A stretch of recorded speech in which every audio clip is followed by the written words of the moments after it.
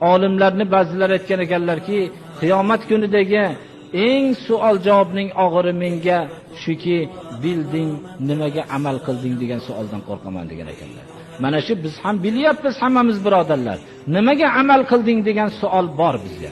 Alloh subhanahu va taolo Qur'oni Karimda qul hal yastavillazina ya'lamuna vallazina la ya'lamun. Bilganlar bilan bilmaganlar barobar bo'ladimi degan oyat bor.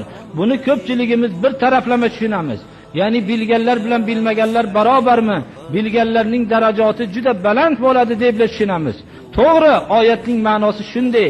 Undan boshqa ma'nosi ham shuki, bilganlarning azobi bilan bilmaganlarning azobi barobar emas. Bilganlarning azobi qattiq bo'ladi ular Allohning Rasulining so'zini eshitib turib shuni amal qilmaganligi uchun. Biz mana bu tarafini ham bilaylik faqat. Biz bilganimiz bilan faxrlanib qolmaylik. Bilganlarning azobi bilan bilmaganlarning azobi barobar emas.